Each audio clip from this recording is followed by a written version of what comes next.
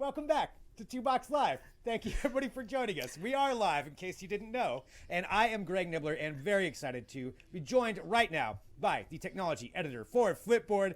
It is the one and only Ken Young. Hello, Ken. How you doing? Good, Abby. Yourself? Can you hear me now? I can hear you now, so we are good to go. Uh, so, so Ken, there is so much to kind of cover when it comes to this last year in technology. I mean, it's a crazy year in general, just with how life has happened, but tech in particular has had some really fascinating things. And I want you to kind of tell us about this composium that you put together of what you thought were the 10 biggest topics in technology. Right. I think if you look at, it's been a wild and tumultuous year in terms of just what's going on. And it's hard to believe that it's only March right now. I mean, soon we'll hit April eventually. I don't know. Apparently, what is time these days? But you look at what's defined in tech specifically. And it's like with most things, it's going to be the coronavirus pandemic, right? And unlike with talking about the vaccine and in terms of what health policies are in place and sheltering at home, how has tech really been impacted by the coronavirus? And so what this collection of articles in what we have called storyboards, what I look at is here's what's happening, how tech has benefited and also adapted to the pandemic, and that includes helping out with contact tracing. Apple and Google embarked on what almost seems like a historic collaboration in terms of helping state agencies, public health officials to really figure out how to better understand how this spread is going in terms of the virus. But then you also look at how have tech companies benefited from the pandemic. That includes companies like Zoom and also Peloton and exercise tech. These companies have seen their valuations and their stock go up as a result of people working from home. Then you also look at how other tech has helped with people dating and other things as well. So there's a lot of this, introspection in terms of how where tech benefits and where its weaknesses are. And certainly this has been a unconventional year compared to everything else that we've experienced. Yeah, I mean, you bring up a couple of good points there. Some of that collaboration side of things, which some of it's worked, some of it hasn't. I was just reading an article actually on Flipboard about how some of it hasn't come to fruition. The stuff that Google and Apple were trying to do, or it just didn't work out as well. But certainly a huge monumental thing. But yeah, Zoom. I mean, what a year Zoom has had. I think for a lot of us, we knew about Zoom before this year. We used it at my previous job for years, but then just man, now everybody knows Zoom. It's a huge year for them, and just that whole shift of things, and which is a really fascinating follow on there. And again, I want everybody to know to go to Flipboard to follow along with what we put together here, detailing these. So there's 10 of them. We're going to cover 4 of them. So we got tech and the pandemic. Another one, though, that you can't deny is just the success of SpaceX this year.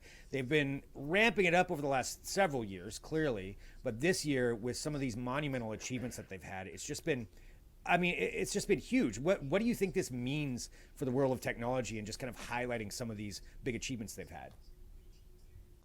So when you look at tech, a lot of it has really been about more tangible stuff that we can experience. Oh, here's a new app that allows us to experience virtual reality, or allows us to communicate with other people or work remotely. But then you look at this is what with SpaceX is more on the breakthrough frontier type of technology, where it's you start to see the realization of dreaming big. And Elon Musk gets a lot of grief. He gets a lot of criticism and a lot of support. But ultimately, the results are what matter. And as we talked about, and many times in the past, is with SpaceX, they've actually done something to really advance space travel. And so far, as we all know, NASA has kind of really has outsourced their rocket launches to Russia, and we've been kind of piggybacking on the Soyuz rockets to get our astronauts to the space station.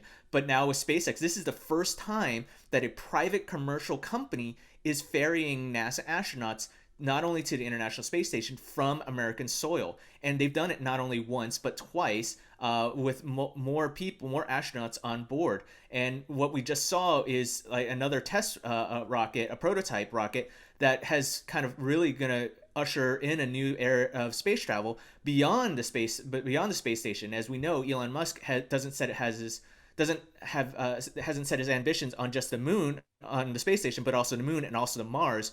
And with the U.S. government under the Trump administration has set a goal to get to the moon, return to the moon by 2024 with the Artemis project. And so this is actually going to help advance that. And as a result of us being able to go to space more often, who knows what kind of research in general, science-based research, we'll be able to discover because of this result.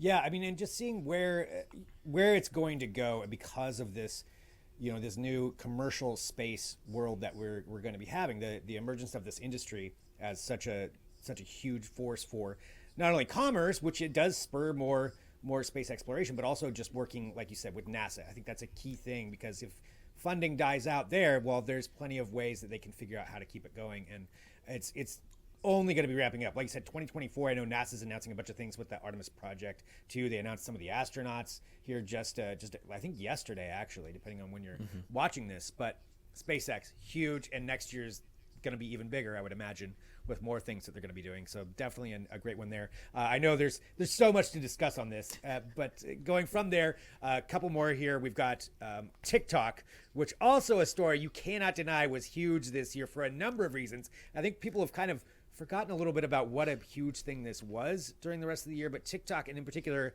the Trump administration, really, when it comes down to it, going after TikTok. Yeah, and I think there's a bigger story, but of course TikTok is the more glamorous version to target. But the Trump administration wants to take out China tech companies from the U.S. They're citing national security concerns. I think that there's a lot of people waiting for evidence on that. I take no sides on that. But I think there might be some valid concerns there.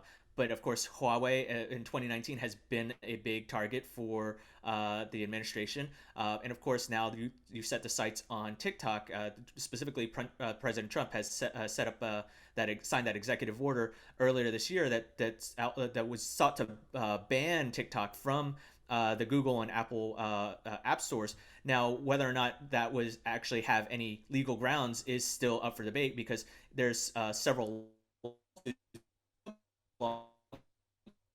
against the Trump administration. Now, this is not against also just TikTok, but also WeChat as well. But TikTok again is the more popular one. Now we all know that there was an ultimatum from the Trump administration saying, "Hey, ByteDance, TikTok's parent company, you must divest yourself from the U.S. operations or face getting a ban." And of course, ByteDance said, "Okay, fine, we'll sell." And we all anticipated, "Hey, who would buy it? Would it be Microsoft? Would it be Oracle? Would it be Walmart?" And ultimately, it was Oracle, but not to what you thought was actually going to be the deal. It was Oracle wound up owning 20% of the company. So ByteDance actually still owns TikTok. There's a lot of litigation still up in the air, but it's an ongoing kerfluffle, as you will, and we'll see what happens in 2021 under the Biden administration.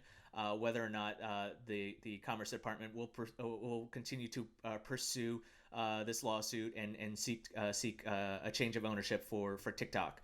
But yeah, I mean, it was a nice talk of the town for the latter half of the year, and we'll see what happens. Yeah, I mean, and you're so right. It's kind of just indicative of all those other issues with TikTok being the fancy shiny thing out there at the forefront. But yeah, huge to see what goes on there. And again, read all about that at Flipboard and kind of catch up on what that means for going forward, because that's what a lot of this stuff, it's what it means going forward into the next year. It may have been a big story this year, but there's a lot of ramifications. Going from there, let's talk about one more quick thing here. I mean, it's tech. We got to talk about the gadget side of things.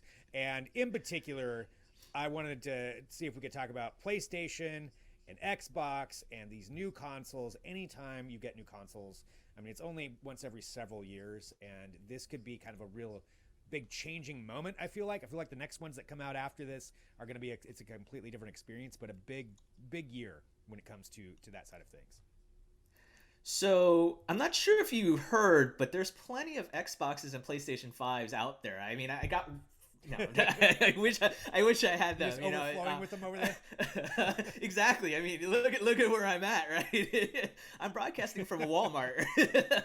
No, but the real seriously though, these are like highly sought after game consoles, like insane. Like it's tough for a lot of people to get them. I remember trying to get an Xbox Series X through Walmart's website, but like as soon as they opened sales, like within 2 minutes they were all sold out, and there's and it's largely caused by bots, right? But I mean, there's a lot of people that are looking for the Xbox Series X and the PlayStation 5. As you mentioned, it's the first time in several years that we've actually seen a next gen game console that's really popular.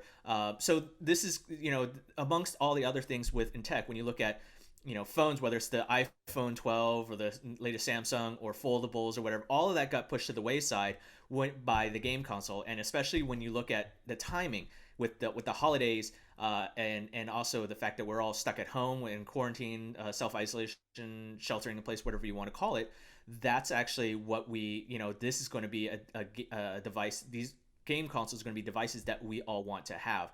And you and I have talked ad nauseum about the Microsoft and Sony, the games and the consoles and the controllers. So these are pretty good. And I'm just happy the fact that I have a PlayStation 4 and I can play Assassin's Creed Valhalla, right? I mean, that's basically it. That, but there's not to say that eventually, once things die down, will I be able to get a Xbox Series X or a PlayStation 5 sometime, in the next 12 months, or should I just say, forget it? Now everyone wants those new game consoles. Maybe there's a chance for me to get the Nintendo Switch, right? So who knows? I think there'll be some interesting gifts under the Christmas tree this year. But there might be a lot of people that will be disappointed when they realize they aren't getting the game console that they want. Yeah, I mean, well, I'm kind of jealous that you have Valhalla. It's not that I can't go get that. I just haven't got it yet, so I do want to start playing that. But yeah, with these consoles, I mean, it will be interesting to see where it goes. But definitely a big moment when it comes to gaming, and big moments for everything over this last year. And I want to emphasize for everybody again where they can go check out not only the tech year in review, but everything else that you're doing with the awesome work that you do there at Flipboard. Right. So, I mean, this is all our review. So if you want to look at the tech year in review, you can go to flip.it/tech2020. That's flip.it/tech2020. We also have our giant omnibus year in review, which our editorial team has done an amazing job kind of curating everything around what's going on in the coronavirus, tech, business, sports, news, the election, arts, culture, and entertainment, and even the forgotten stories. So be sure to go onto Flipboard and check it all out. If you have any questions, we'd be very interested to hear what your themes are, what your favorite themes are, what really stood out for you. Feel free to hit us up on social media and let us know. And check out Flipboard. It's really where you're going to find all the best news that'll inform and inspire you. I agree 100%. Well, Ken, thank you so much. Always good to talk to you. I'm sure we'll be talking soon as well. Follow everything Ken does. Ken Yeung, technology editor for Flipboard, soon to be the purveyor of Ken Plus. I would expect that in 2021 when that service does come out. Ken, so good to see you. Likewise, Greg. Happy holidays. Great to be here again.